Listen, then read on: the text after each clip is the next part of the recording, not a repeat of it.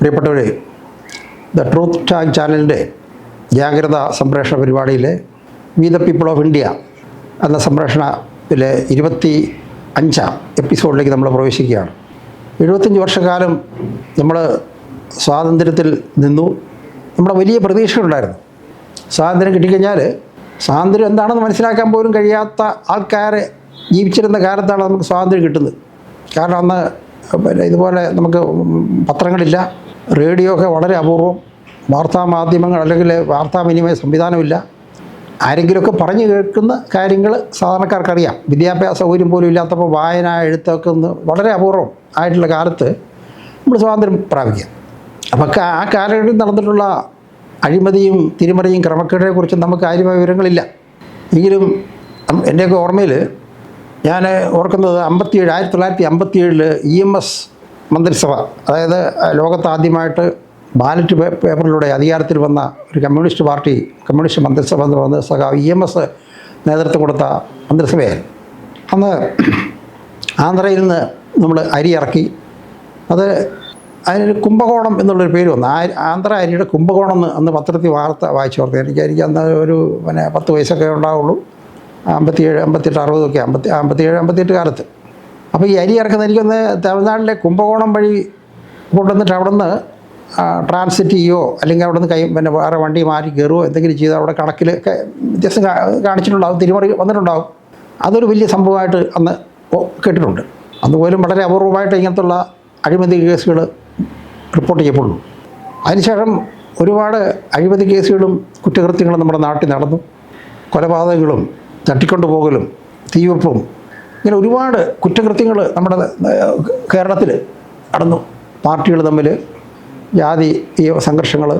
അപ്പോൾ ഇതിൻ്റെയൊക്കെ രേഖകൾ നമ്മൾ ഫോറൻസിക് സയൻസ് ലാബറട്ടറി FSL എന്ന് പറഞ്ഞൊരു സ്ഥാപനമുണ്ട്. ഓരോ സംസ്ഥാനത്തും വളരെ സൂക്ഷ്മതയോടുകൂടി സുരക്ഷിതമായിട്ട് രേഖകൾ സൂക്ഷിക്കുന്ന സ്ഥലമാണ്. രക്തക്കറകളും തൊണ്ടി സാധനങ്ങളും അതിന് കേസുമായിട്ട് ബന്ധപ്പെട്ട വളരെ പ്രധാനപ്പെട്ട സംഗതികളൊക്കെ സൂക്ഷിക്കുന്ന സ്ഥലമാണ്. അവിടെ ആ ഒരു ലാബറട്ടറിയോട് ചേർന്ന് ഒരു സ്റ്റോറുണ്ടാകും. അപ്പോൾ നമ്മുടെ നാട്ടിലെ പ്രമുഖ രാഷ്ട്രീയ പാർട്ടികളുടെ നേതാക്കന്മാരൊക്കെ ഉൾപ്പെട്ട കേസുകളിലെ തെളിവുകൾ, തൊണ്ടി സാധനങ്ങളൊക്കെ ശേഖരിച്ചിട്ടുള്ള ഇവിടെയാണ്. അപ്പോൾ ഒരു ദിവസം പെട്ടെന്ന് ഈ ഫോറൻസിക് സയൻസ് ലാബറട്ടറിക്ക് തീ പിടിക്കുകയാണ്. നമുക്കറിയാം, സർക്കാർ ഉദ്യോഗസ്ഥന്മാർ ആണ് അതിന് കാവൽ നിൽക്കുക. ഒരു സെക്യൂരിറ്റി ഉദ്യോഗസ്ഥനുണ്ടാവും, ഒരു പ്യൂണുണ്ടാവും. അപ്പോൾ രാത്രികാലങ്ങളിൽ ആരും കാണുകയില്ല. അപ്പം അങ്ങനെ ഫോറൻസിക് സയൻസ് ലാബറട്ടറിക്ക് തീ പിടിച്ചു. ഒരുപാട് കേസുകളുടെ തെളിവുകൾ അങ്ങനെ നശിപ്പിക്കപ്പെട്ടു. ആ കേസുകളൊന്നും തീർന്നിട്ടില്ല, തീർപ്പായിട്ടില്ല. അതൊക്കെ കോടതികളിൽ കെട്ടിക്കിടക്കുകയാണ്. അപ്പോൾ നമ്മൾ അന്വേഷിച്ച് കഴിഞ്ഞാൽ പറയും ആ കേസ് ആയിട്ടില്ല, അതിൻ്റെ ഒന്നും രേഖകളൊക്കെ ഉണ്ട്, എല്ലാം ഭദ്രം എന്ന് പറയും. കാരണം നമുക്ക് ഓരോ കാര്യങ്ങളും പോയി അന്വേഷിച്ച് വിവരാവകാശ അപേക്ഷ കൊടുത്തിട്ട് ആ കടലാസ് അവിടെ ഉണ്ടോ അല്ലെങ്കിൽ ആ തൊണ്ടി മുതൽ അവിടെ ഉണ്ടോ എന്ന് ഉറപ്പുവരുത്താനുള്ള ഒന്നുമില്ല. നമ്മുടെ ജീവിതം മുഴുവൻ നമ്മൾ വിവരങ്ങൾ അന്വേഷിച്ച് നടന്ന് നമ്മുടെ ജീവിതത്തിലൂടെ നമ്മൾ മരിച്ചു പോകും, കാര്യങ്ങളെവിടെ എത്തുകയില്ല. അപ്പം അങ്ങനെ വളരെ ആസൂത്രിതമായിട്ട് കുറ്റകൃത്യങ്ങൾ ചെയ്യുകയും തെളിവുകൾ നശിപ്പിക്കുകയും അതിനെ ന്യായീകരിക്കുകയും അല്ലെങ്കിൽ അത് മറച്ചു വെക്കുകയും ആ കേസിൻ്റെ ഫയലുകൾ അവിടെ കെട്ടിക്കിടക്കാം. നമുക്ക് അടുത്തിടയ്ക്ക് വായിച്ചു 2.5 കോടി കേസുകളാണ് നമ്മുടെ വിവിധ കോടതികളിൽ കെട്ടിക്കിടക്കുന്നത്.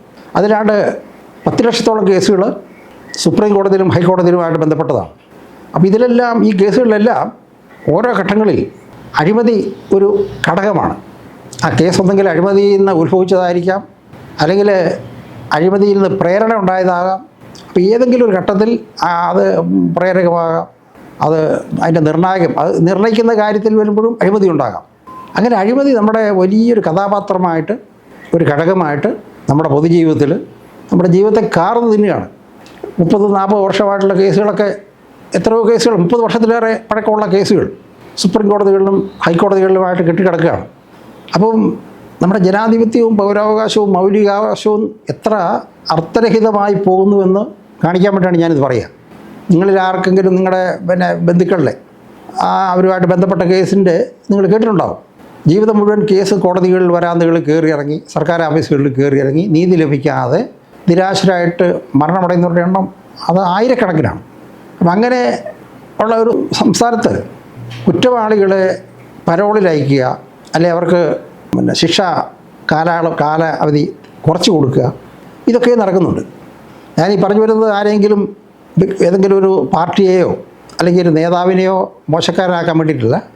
ഒരു സംവിധാനം, ഭരണ സംവിധാനത്തിൽ നമ്മൾ വിശ്വാസം അർപ്പിച്ചിട്ടുള്ള നമ്മുടെ രാഷ്ട്രീയ നേതാക്കന്മാർ, ഭരണകർത്താക്കൾ, ന്യായാധിപന്മാർ, ഇവരൊക്കെ നമ്മളോട് വഞ്ചന കാണിക്കുന്നു എന്ന് പറയാൻ വേണ്ടിയാണ്. നമ്മൾ ആ വാക്ക് തന്നെ ഉപയോഗിക്കണം. അവർ നമ്മളെ വഞ്ചിക്കുകയാണ്. അതിനെ കുറഞ്ഞൊരു പദം നമുക്കവിടെ ഉപയോഗിക്കാനില്ല. അടുത്ത കാലത്ത് നിങ്ങൾ ഒരു 6-7 വർഷങ്ങൾക്ക് മുമ്പ് നമ്മുടെ സെക്രട്ടേറിയറ്റിൽ ഒരു തീപിടുത്തം ഉണ്ടായതായിട്ട് നിങ്ങൾ ഓർക്കുന്നുണ്ടാവും. തീപിടുത്തം ഉണ്ടായി, വളരെ പ്രധാനപ്പെട്ട രേഖകൾ കത്തിപ്പോയി. അപ്പോൾ അങ്ങനെ തീപിടുത്തം ഉണ്ടാകാനുള്ള യാതൊരു സാഹചര്യം ഉണ്ടായിരുന്നില്ല. അപ്പോൾ ഒരു അറിയിപ്പ് വന്നത് ഇടിവെട്ടും മിന്നലും ഉണ്ടായി എന്നുള്ള ഒരു അറിയിപ്പ് വന്നു. അങ്ങനെ മിന്നലുണ്ടായപ്പോൾ ഫാനിന് തീ പിടിച്ചു, ഷോർട്ടുണ്ടായി, തീ പിടിച്ചു. പ്രധാനപ്പെട്ട ആരോപണ വിധേയമായ ചില ഇടപാടുകളിലെ പേപ്പറുകളും ഫയലുകളും എല്ലാം കത്തിപ്പോയി. ഇന്നും ആ കേസ് ഇവിടെ എത്താൻ നിൽക്കുകയാണ്. വളരെ തെളിഞ്ഞ ആകാശവും കാലാവസ്ഥയുള്ള ഒരു സ്ഥലത്ത് സാധാരണ മനുഷ്യരും കേൾക്കാത്ത ഒരു ഇടിവെട്ടും മിന്നലും അവിടെ സൃഷ്ടിച്ചെടുത്ത് ഒരു കേസിൻ്റെ തെളിവുകൾ മുഴുവൻ ഇല്ലാതാക്കാനായിട്ട് സെക്രട്ടേറിയറ്റിലെ സെക്രട്ടറിമാർ, IPS പാസ്സായ IPS എടുത്ത IG-മാർ, DGP-മാരൊക്കെ അതിനെ ഒത്തുകളിച്ചു എന്ന് പറയുമ്പോൾ നമുക്ക് ഈ സംവിധാനത്തെ എങ്ങനെ വിശ്വസിക്കാൻ കഴിയും? എത്രത്തോളം നമുക്ക് വിശ്വസിക്കാൻ കഴിയും? ഇത് ഒരു സംഭവങ്ങൾ ഞാൻ പറഞ്ഞു വരുന്നത്, നമ്മൾ ഓരോ ദിവസവും പേപ്പർ വായിക്കുന്നു, സംഭവം കാണുന്നു, നമ്മളതിനെ കൂടൊരു ചെറിയ പ്രതികരണം, ആ ഒരു നൈമിഷികമായിട്ടുള്ള അല്ലെങ്കിൽ ആ സമയത്തേക്കുള്ള ഒരു പ്രതികരണം നമ്മൾ നടത്തുന്നു, അല്ലെങ്കിൽ 1-2 പേരുമായിട്ട് സംസാരിക്കുന്നു, നമ്മൾ മറക്കുന്നു. അപ്പോൾ ഇങ്ങനെ ഓരോ സംഭവങ്ങളിലും ജനങ്ങളുടെ പണം, നമ്മുടെ നികുതിപ്പണം പാഴായി പോവുകയാണ്. അഥവാ ഈ ഭരണകർത്താക്കൾ അടിച്ചു മാറ്റി വിദേശത്തേക്ക് കടത്തുക. പ്രത്യേകിച്ച് ഒരു കാര്യമില്ലാതെ ഇവിടുന്ന് ആൾക്കാർ വിദേശത്തേക്ക് പോകുന്നുണ്ട്. പ്രത്യേകിച്ചും ഇടതു പാർട്ടിയിലെ മന്ത്രിമാർ അവർ ചികിത്സാർത്ഥം പോകുന്നതാണെന്നാണ് നമ്മളോട് പറഞ്ഞ് മനസ്സിലാക്കിയിട്ടുള്ളത്. പോകുന്നത് അമേരിക്കയിലേക്കാണ്. അമേരിക്ക ബൂർഷ രാജ്യമാണ്.